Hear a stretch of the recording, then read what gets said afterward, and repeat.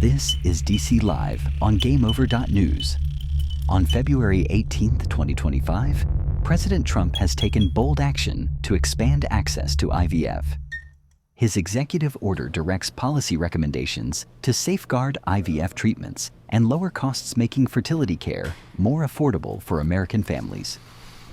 I want to thank some of the great people from the Palm Beach County Sheriff's Office. They're here to take photographs, and it's my honor to do so. Also, the fire department, the great firefighters. So they're here throughout the room, and I want to thank you very much for being here. I'll be with you in a little while. We'll do some great photos. We have plenty of time. Policemen, policewomen, and firemen, firewomen, they're here, and we appreciate it very much. You've done a fantastic job. I think it's very important to state that incredible things are happening in our country. I think we've made more progress in 3 weeks than they've made in 4 years, especially with respect to the reputation of our country.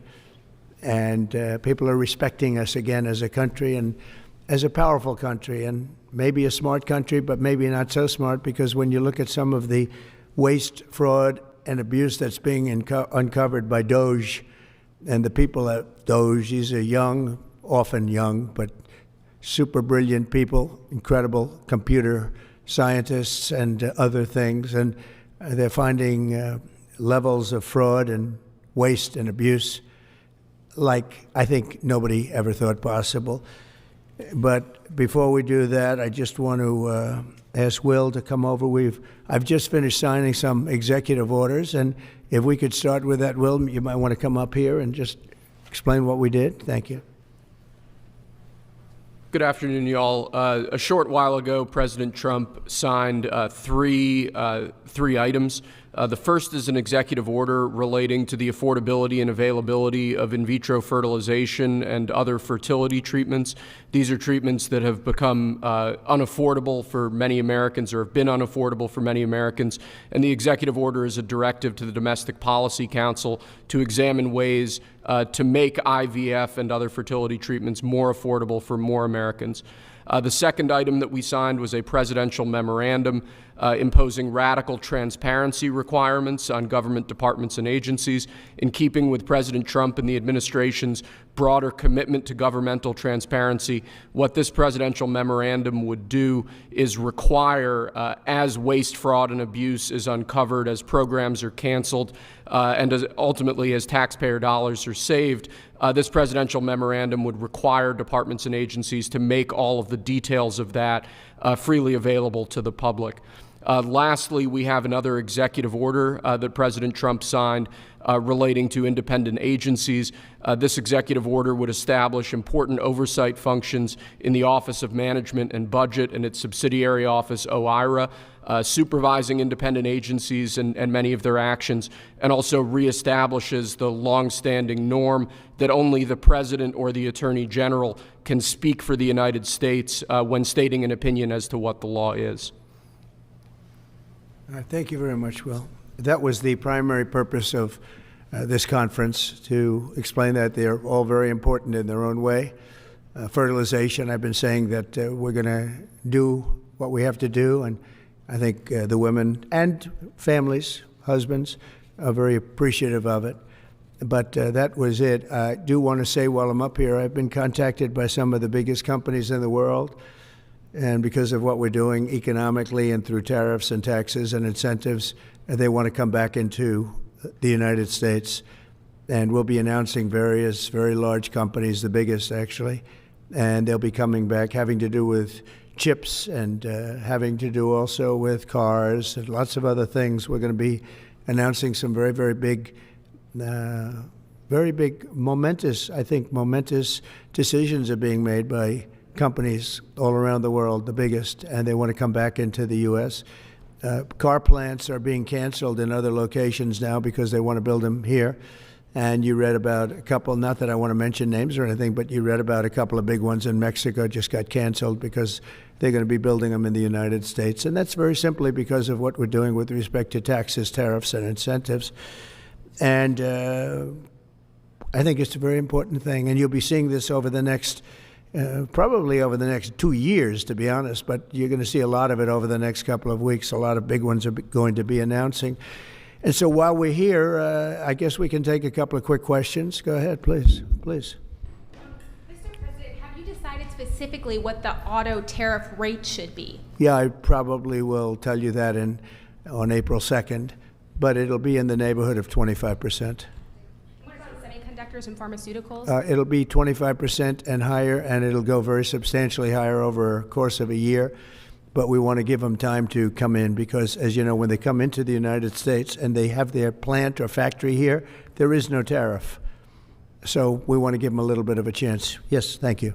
Following up on that, the EU, I'm sorry, Andrea Shalal, the EU representative is going to be here in Washington next week. I'm sorry, tomorrow. He's going to be meeting with Hassett and Greer and Letnick. What can the EU do to sort of avoid the reciprocal tariffs that you've talked about? And, you know, you've talked a lot about the VAT. Do you expect them to reduce that? Well, they did already, as I understand it, reduce their car tariff all the way down to what we have. And a lot of that will take place, and I think some won't do it and some will do it. But the EU had a 10% tax on cars, and now they have a 2.5% tax, which is the exact same as us. So already we've saved a tremendous amount. That would be great. If everybody would do that, then we'd all be on the same playing field. Because essentially what we're doing with the tariffs is, you know, they charge us, we charge them, same amount. And it's called reciprocal, actually. And whatever they charge us, we're charging them. And so the EU is, you know, I appreciate that they did this, but, you know, the EU has been very unfair to us. We have a deficit of $350 billion. They don't take our cars. They don't take our farm products. They don't take almost anything. They take very little. And we're going to have to straighten that out. And we will. I have no doubt about it. Yeah, go ahead, please. Thank you, Mr. President. Could you tell us a little bit more about the Russia talks, your impression of how they went today, and if you're perhaps more confident or less confident of a deal after what happened today? Well, much more confident. They were very good. Russia wants to do something. They want to stop the savage barbarianism. I mean, what's going on over there? It's soldiers are being killed by the thousands on a weekly basis. It's ridiculous. And they're not American soldiers. They're Russian soldiers, and they're Ukrainian soldiers largely, although a lot of Koreans have been killed, as you know. Quite a bit of them have been killed. They came over to fight, and a large portion have been wiped out. But we want to end it. It's a senseless war. It should have never happened, would have never happened if I was president, and it's a shame to see it. And I see pictures that you don't see, but I see pictures of fields that look just horrible. It looks like Gettysburg. If you see the old pictures of Gettysburg, it's soldiers lying all over the field, body parts all over the field. They're all dead. And this is going on a daily basis. It's a horrible thing. Both Russia and Ukraine, they're losing thousands and thousands of soldiers, and a lot of people have been killed too. I think that's one of the things that you'll see historically, and you'll see later on as it goes along. I think people are going to be surprised at how many people, not only soldiers, have been killed in Ukraine. A lot more people than you think. Yeah, please. President Trump, as part of a peace deal with Putin, would you be willing to consider removing all American troops from Europe? Well, nobody's asked me to do that, so I don't think we'd have to do that. I wouldn't want to do that. But that question's never really come up. Yeah. Please. Sir, do you support stationing European peacekeeping troops in Ukraine as part of this peace deal? If they want to do that, that's great. I'm all for it. If they want to do that, I think that'd be fine. Even if the Russians are... I mean, I know France has mentioned it. Others have mentioned it. UK has mentioned it. But, if we have a peace deal, I think having troops over there from the standpoint of Europe, we won't have to put any over there because, you know, we're very far away. But having troops over there would be fine. I would not object to it at all. We're talking about this now, peace. We have either a ceasefire or a peace itself, and we're looking to do both. We'd start off with the ceasefire, and if they want to do that. I know France was willing to do that, and I thought that was a beautiful gesture. Yeah, please. Do you have any message for Ukrainians who, after 3 years of fighting, might feel betrayed or disappointed at not having a seat at these initial talks in Saudi Arabia? Well, I think I'm really disappointed in what's happened. I've been watching this for 3 years. It's a war that would have never happened if I was president, and I've been watching these people being killed at levels that you've rarely seen, not even close, since the Second World War. And I'm very disappointed. I hear that, they're upset about not having a seat. Well, they've had a seat for 3 years and a long time before that. This could have been settled very easily. Just a half-baked negotiator could have settled this years ago without the loss of much land, very little land, without the loss of any lives, and without the loss of cities that are just laying on their sides. You have those magnificent golden domes that are shattered, will never be replaced. You can't replace them. 1,000-year-old domes that are so beautiful, you can't replace that. A whole civilization has changed because of what. So when they're worried about not being seated, you mean somebody that should have gone in and made a deal a long time ago? You could have made a deal. This is one that could have made a deal. There was no talk of this during the Trump administration. Putin would have never, ever done it. And by the way, we wouldn't have had October 7th. You know that. We wouldn't have had October 7th either in Israel. And we wouldn't have had that mess that's going on over there. It's like we have great fire people here. We're putting out fires. All over the world we're putting out fires. So that wouldn't have happened. And you know what else wouldn't have happened? Inflation. Because it was caused really by the cost of energy going through the roof because of their bad energy policies and also their spending, their terrible spending, wasteful spending on the Green New Scam. It's a scam. It's a whole big scam. Yeah, please. Yes, sir. I want to ask you a little closer to home. What would it take for you to reconsider the restrictions on the Associated Press? And secondly, some of your advisors are concerned with the Associated Press's style guide, using language and giving guidance to not use words like illegal immigrant or to use phrases like gender-affirming care. And they're concerned about that being an encroaching amount of liberalism in the way in which the press writes about things. Do you share those concerns? Well, I do think that some of the phrases that they want to use are ridiculous, and I think, frankly, they become obsolete, especially in the last 3 weeks, because many things have happened in the last 3 weeks. And I didn't know about that, but I would say that if they want to use certain phrases like that, and I guess some are okay, but many aren't, but the Associated Press just refuses to go with what the law is and what is taking place. It's called the Gulf of America now. It's not called the Gulf of Mexico any longer. I have the right to do it, just like we have the right to do Mount McKinley, and nobody's even challenging that. But only essentially, it's primarily the Associated Press, and I don't know what they're doing, but I just say that we're going to keep them out until such time as they agree that it's the Gulf of America. We're very proud of this country, and we want it to be the Gulf of America. Now, the Associated Press, as you know, has been very, very wrong on the election, on Trump and the treatment of Trump and other things having to do with Trump and Republicans and conservatives. And they're doing us no favors, and I guess I'm not doing them any favors. That's the way life works. But, thank you for the question. Who are you with? Very good question. Thank you. Yes. We're hearing that Russia wants to force Ukraine to hold new elections in order to sign any kind of a peace deal. Is that something that the U.S. would ever support? Well, we have a situation where we haven't had elections in Ukraine, where we have martial law, or essentially martial law in Ukraine, where the leader in Ukraine, I hate to say it, but he's down at 4% approval rating, and where a country has been blown to smithereens. You got most of the cities are laying on their sides. The buildings are collapsed. It looks like a massive demolition site. So many of the cities. They haven't done it in Kiev because I guess they don't want to shoot too many rockets in there. They've done it 20%, but they haven't done it 100%. If they wanted to do it 100%, it would probably happen very quickly. But you have cities that are absolutely decimated. And yeah, I would say that, when they want a seat at the table, you could say the people wouldn't the people of Ukraine have to say, it's been a long time since we've had an election. That's not a Russia thing. That's something coming from me and coming from many other countries also. Ukraine is being just wiped out.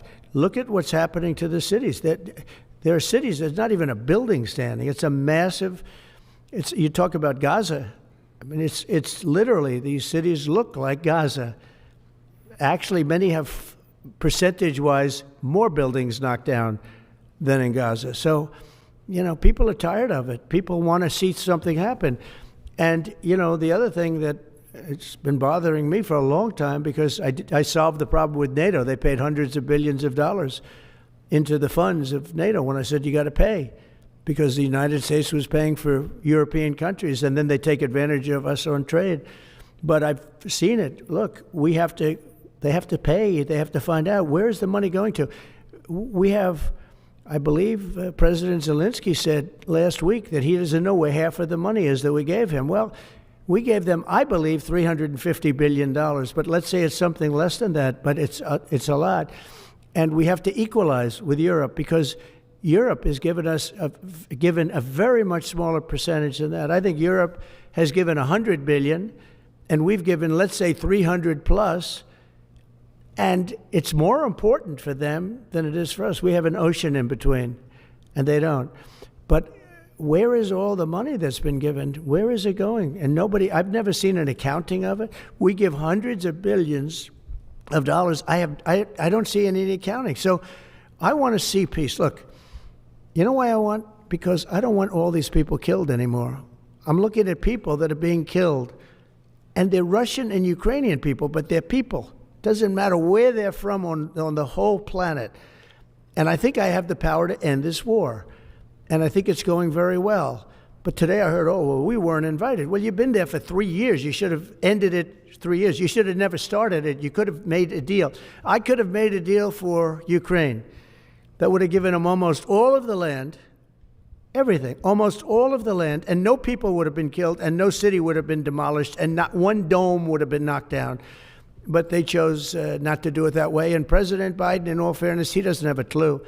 What he was so bad for this. He was so bad, so pathetic, so sad. But with all of that being said, look, it is what it is. When I left, there was no chance that this could have happened. But it happened because we had incompetent leadership at many different levels. But when you see what's taken place in Ukraine with millions of people killed, including the soldiers, millions of people killed, a big percentage of their cities knocked down to the ground. I don't know how anybody even lives there. When they say they took a poll and Zelensky's at 4%, who's living there? It's hard to believe that people live there. Their cities are being knocked down, and this is something that would have never happened. And by the way, for 4 years, it didn't happen. It was never going to happen. Go ahead. One follow-up question. How would you counter the perception, because Russia's pushing for this, obviously, they don't really hold true elections, that would be a capitulation of some sort. How would you guard against potentially Russia installing a puppet government? And then finally, how would that new election have an impact on getting Zelensky to sign the rare earth minerals deal? Look, you have leadership, and I like him personally. He's fine. But I don't care about personally. I care about getting the job done. You have leadership now that's allowed a war to go on that should have never even happened, even without the United States. Look, we had a president who was grossly incompetent.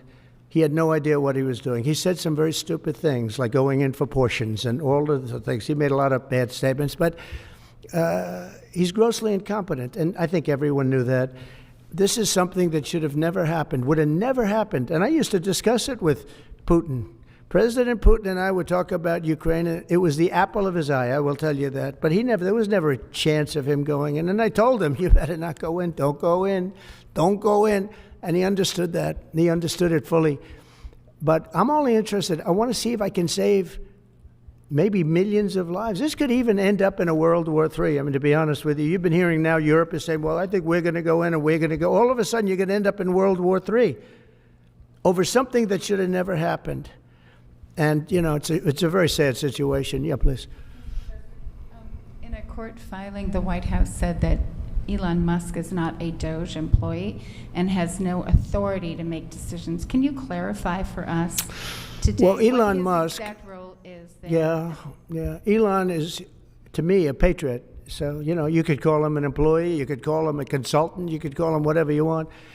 But he's a patriot. Look at the kind of things. I just said, just write it down, just in case that question got asked, right? And which I'm surprised it took so long, actually. But you know what?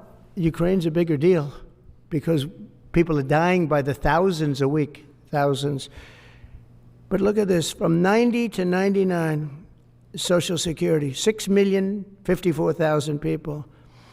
Well, that's okay, maybe that's possible. 90 to 99, maybe it's possible. It's a lot of people, though, at that. But people that live to 100 to 109, 4,734,000. Wow, that's a lot. That means over 100 years old. They have 4 million people. I don't know too many. I know people that are doing great in their 90s, but not too many people over 100. But over 120, from 120 years old, people that are 120 years old up to 129, 3,472,000 people. Wow.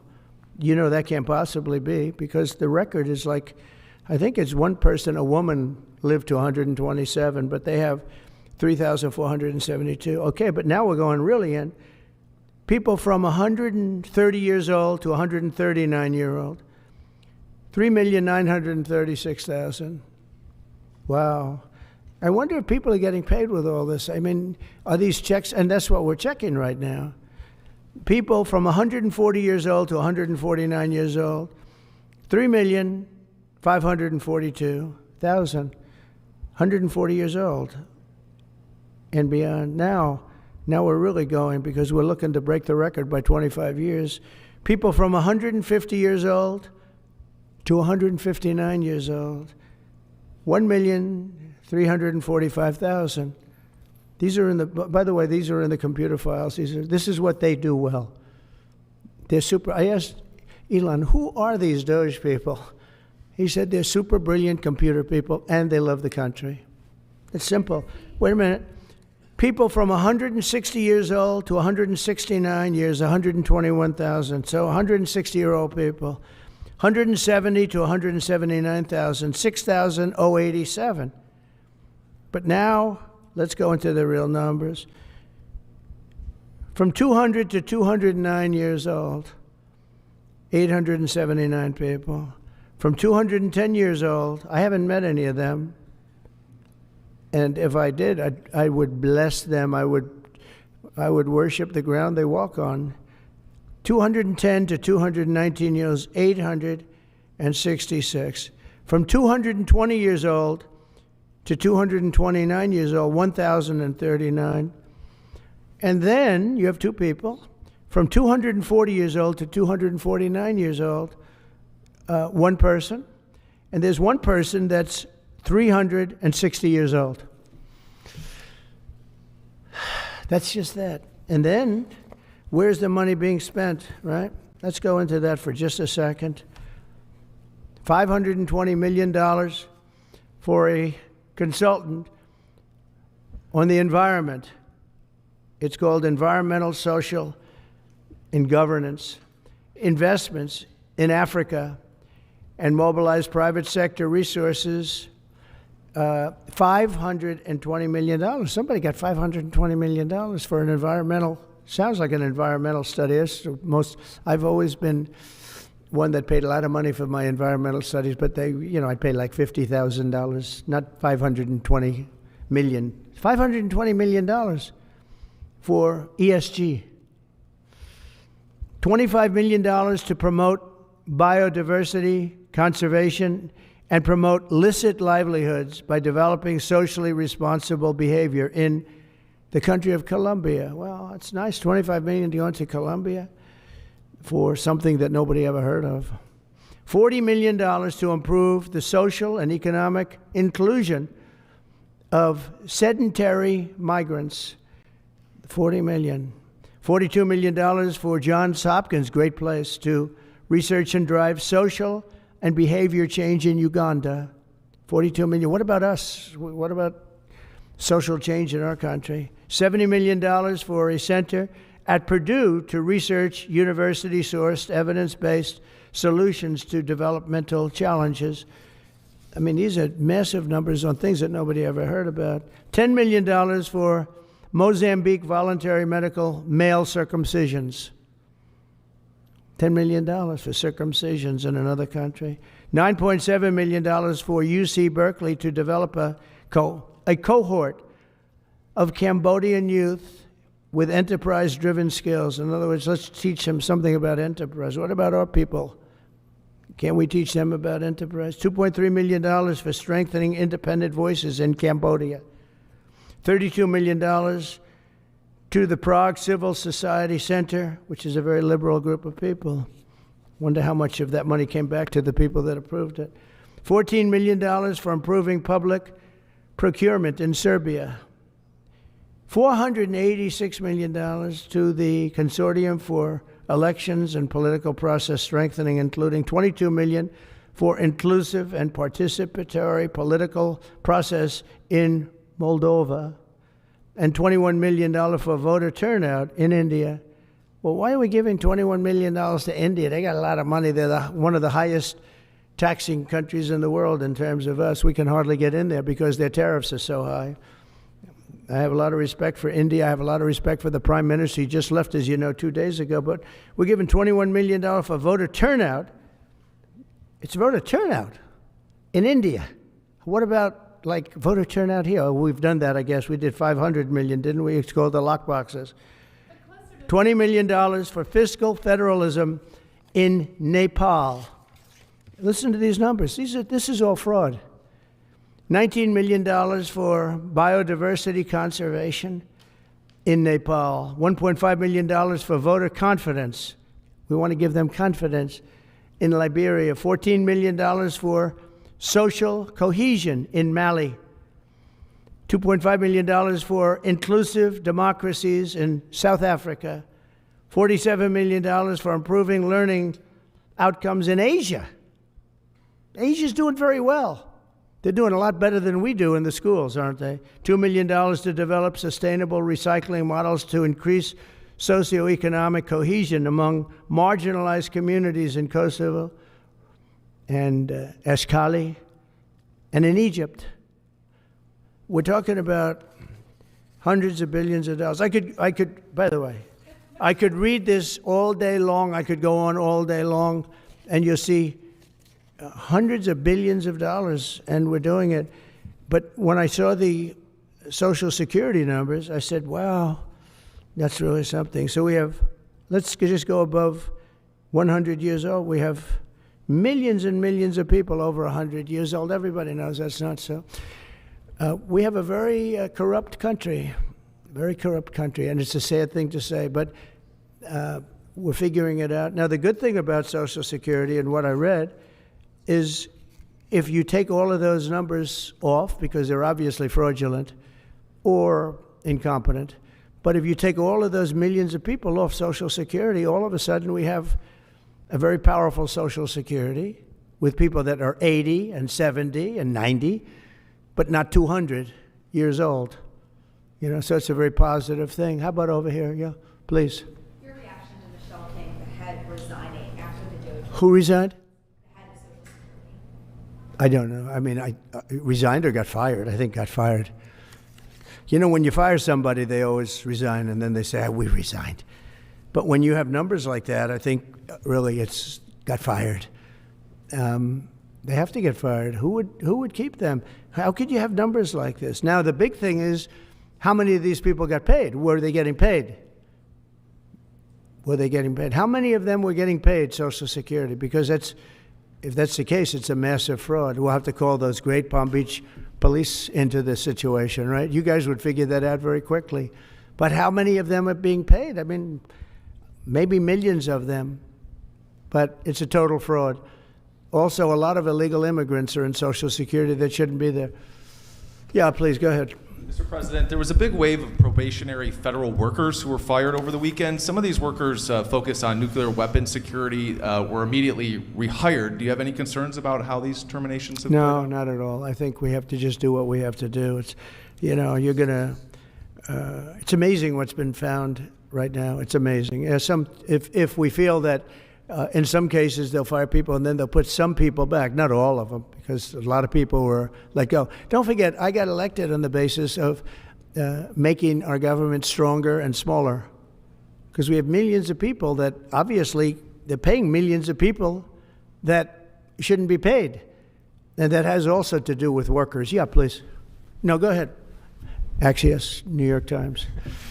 Sorry. Mr. President, given your concerns about corruption, you said that if there were any conflicts of interest with Elon Musk, you wouldn't let him anywhere near it. That's right.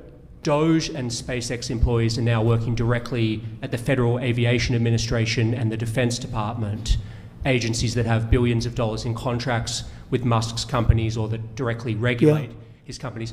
How is that not a conflict of interest? Well, I mean, I'm just hearing about it, and if there is, and he told me before I told him, but obviously I will not let there be any conflict of interest. He's done an amazing job.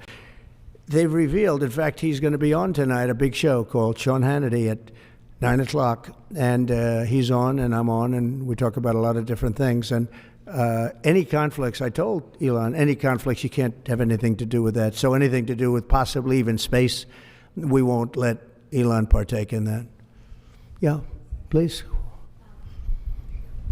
On immigration, sir, you said you would be sending the worst of the worst to Guantanamo Bay. What we're finding out is that there are a lot of low-risk migrants who don't have a criminal background who are also being sent. Are you thinking about this differently now? No, they're going to be brought back to their countries. And with some persuasion, every one of those countries, everyone in the, as you know, every country is taking the people back. So some of them are going to be brought back to, many of them, any of them that are low risk, as you say, are going to be brought back to their countries. Yeah, go ahead, please. Can you give us a bit of an update on where you stand with Venezuela? Yeah, it's sure. oil. There's basically a monthly license that can soon extend. Well, you know, we had Venezuela on the run, and it looked like that was going to be very good. And when Biden came in, as he always does, he screws it up. And they started buying millions and millions and millions of dollars of oil, billions of dollars actually, of oil, and it gave them a new lease, a new really lease on life. But we'll see. We had some pretty good discussions with a lot of people within our government, in the United States government, that are involved in that. And Venezuela's a little bit early, but, you know, we were not buying from Venezuela when Biden came in for whatever reason. Instead of just taking the beautiful, as I call it, liquid gold, we have more than anybody, they started paying a fortune to Venezuela. And we're looking at that, actually. Why did they do that? Why were they doing that? Why would they go to the enemy and give them billions and billions of dollars? Now, with that being said, as you know, Venezuela has said very strongly they will not take any illegal immigrant, any of the people that they sent over to us. They sent their gangs, probably the worst gang anywhere in the world, as bad as MS-13, maybe worse. And they came out of the jails of Venezuela. They emptied their jails into our country. And they said, we'll never take them back. Well, they took them back, and they're taking them back. And they are taking them back rapidly. They were sending a lot of people to Venezuela. They said they wouldn't take them back, and they are taking back. But we're looking at Venezuela very seriously, and we're going to be able to. Don't forget, I've only been here for 3 weeks. Yeah, please. Just a little clarity on, are you inclined to continue to allow Venezuela, through, I think, Chevron and other oil companies, to export those petroleum products, or are you maybe not to pull back on Yeah, maybe not. We're looking at that now. I just got here. When I left, they weren't doing anything. They were ready to go. We give up. And then Biden came along and he gave them literally billions of dollars. I couldn't believe it, actually. And we have so much under our feet, liquid gold. We have so much, and it was pretty amazing. So we're looking at that whole situation, why he did it. All right, how about one more? Yeah, please.